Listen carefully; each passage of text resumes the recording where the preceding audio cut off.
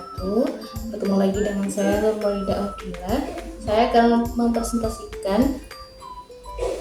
yang berjudul Manajemen Krisis Public Relation.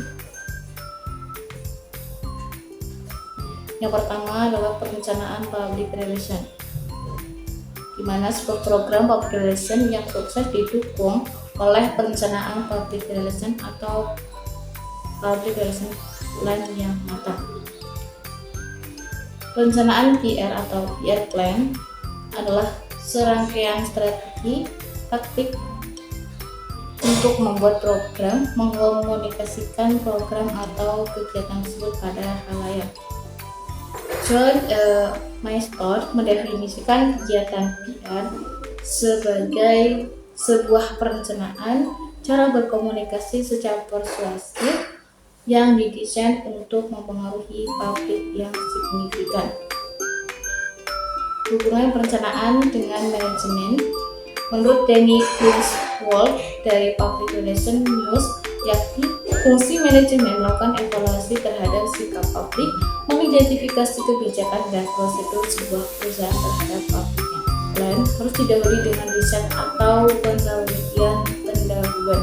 Riset data dilakukan melalui diskusi atau konsultasi dengan para ahli. Melalui riset tersebut, masalah dapat diinventarisir dan direncanakan bagaimana menangani masalah tersebut. Apa tujuannya? Tujuannya untuk memiliki kesepahaman yang sama antara organisasi atau perusahaan dengan target audiensnya. Mengapa PR harus membuat perencanaan? Karena perencanaan merupakan proses dasar perencanaan program untuk mencapai tujuan dan target. Pada perencanaan, PR mengumpulkan data faktual terkait pesan, visi, misi, brand, knowledge, model komunikasi yang dipilih, menginventarisir masalah, menyusun proses pemecahan masalah. Tujuannya yaitu agar terjadi kesepahaman antara organisasi dan audiensnya dalam memaknai pesan.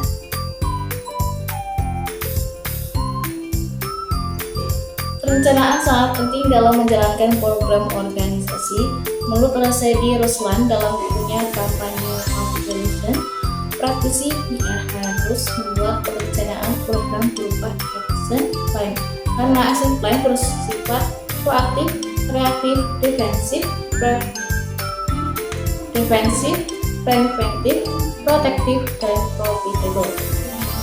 Action plan dapat mengantisipasi perubahan lingkungan, antara lain karena perubahan politik, ekonomi, hukum, dan teknologi.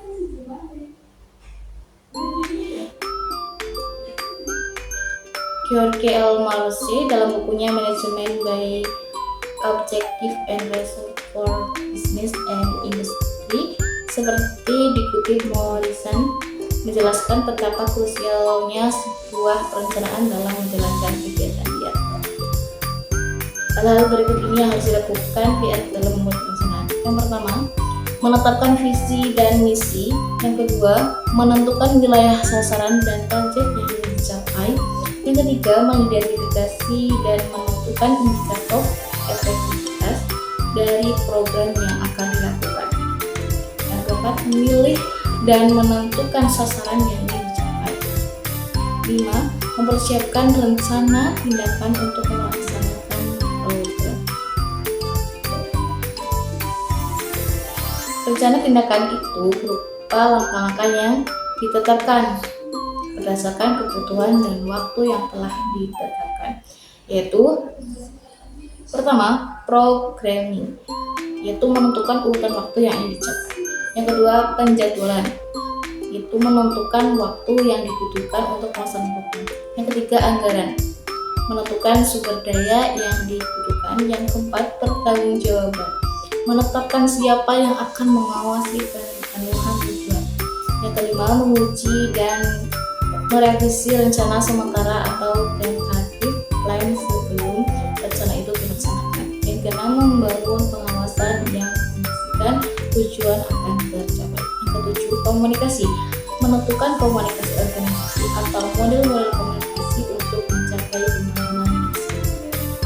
8. Pelaksanaan memastikan semua pihak berkomitmen menjalankan program tersebut.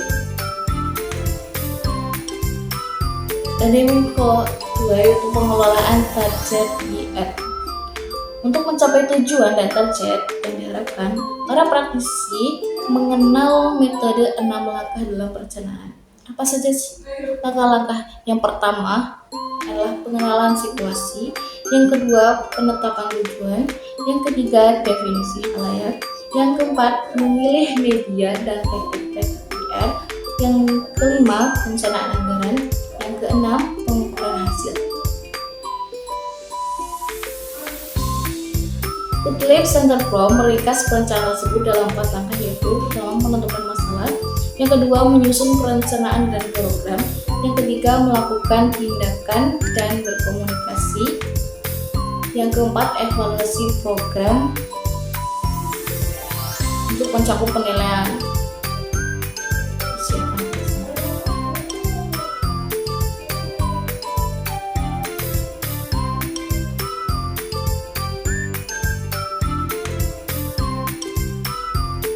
Strategi adalah cara melaksanakan program, menyelesaikan masalah dengan melihat sumber daya internal dan eksternal untuk mencapai tujuan dan target yang ditetapkan. Pakar komunikasi Ono Ucana Effendi 2005 mendefinisikan strategi sebagai perencanaan dan manajemen untuk mencapai tujuan. Untuk mencapai tujuan tersebut, strategi apa? Strategi tidak hanya berfungsi sebagai peta jalan yang memberikan arah saja, melainkan harus mampu menunjangkan bagaimana taktik operasionalnya.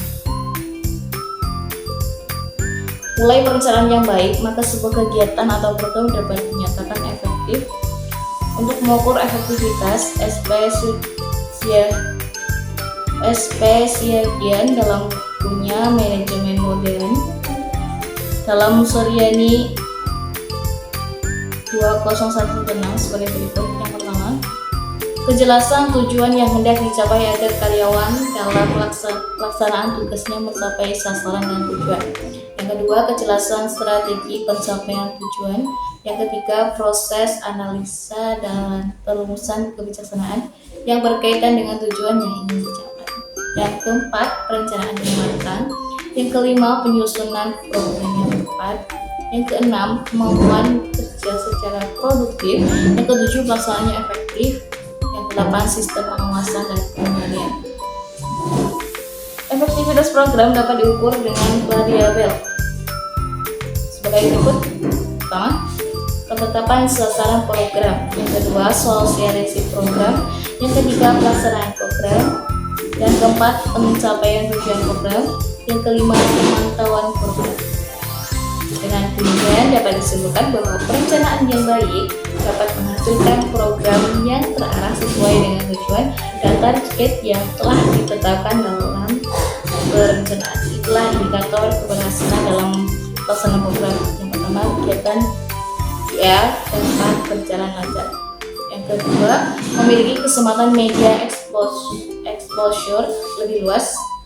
Yang ketiga, memahami audiens untuk mengukur pangsa pasar terhadap tren. Selanjutnya, ketiga, anatomi krisis. Setiap organisasi harus dapat mencegah, mengantisipasi krisis, dan mengelola krisis saat krisis terjadi. Tahapan krisis tersebut, anatomi krisis. Stephen Fink 1986 menyatakan krisis tersusun atas 4 fase, yaitu prodromal,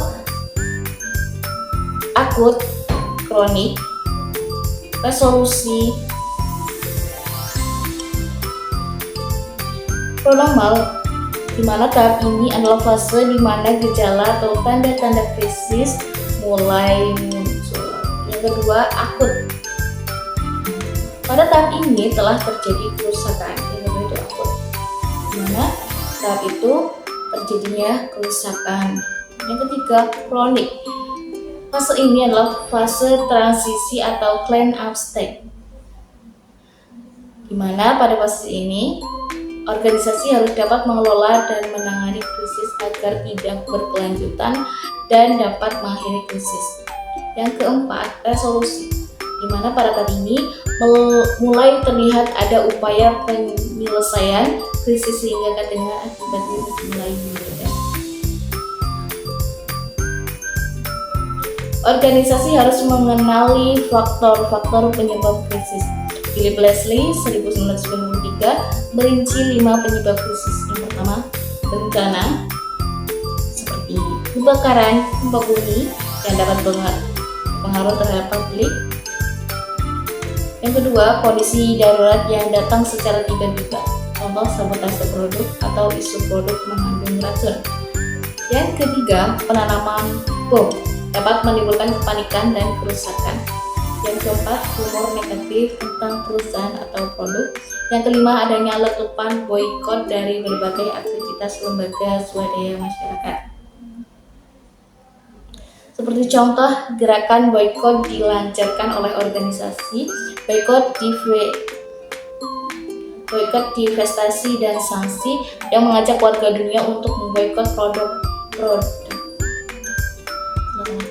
Contohnya, gerakan boikot dilancarkan oleh organisasi boikot divestasi dan sanksi yang mengajak warga dunia untuk memboikot produk-produk Israel, terafiliasi Israel atau produk yang mendukung Israel pada November 2023. Boikot tersebut adalah buntut dari kemarahan warga dunia terhadap kekejian Israel yang telah membunuh sedikitnya 1.400 orang warga Palestina di Gaza. Kedua negara ini berperang sejak Oktober 2023.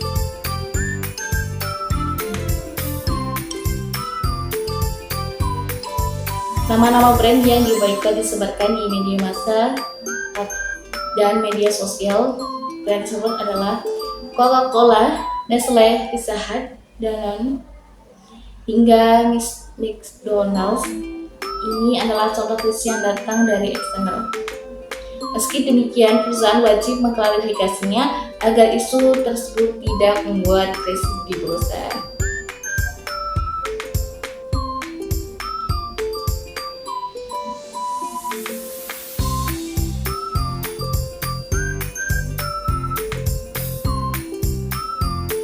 Nilai yang dilakukan perusahaan untuk merespon tudingan perusahaannya terafiliasi dengan Israel. PT Danone Indonesia yang memproduksi Aqua, Feed, dan Mezon memberikan klarifikasi melalui media dengan membantah pihaknya terafiliasi dengan kelompok tertentu. Coca-Cola membuat klarifikasi di media dengan menyatakan bahwa boikot adalah hak individu, tapi semua pihak memiliki kesempatan berusaha. Perusahaan minuman soda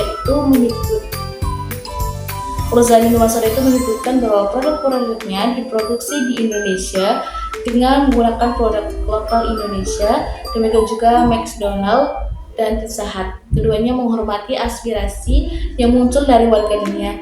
Namun, pihaknya akan tetap memberikan pelayanan terbaik dalam menyajikan makanan berkualitas. Klarifikasi yang disampaikan melalui beragam saluran mulai dari media massa, media online, media sosial, perusahaan ampuh meredam aksi boikot di Indonesia.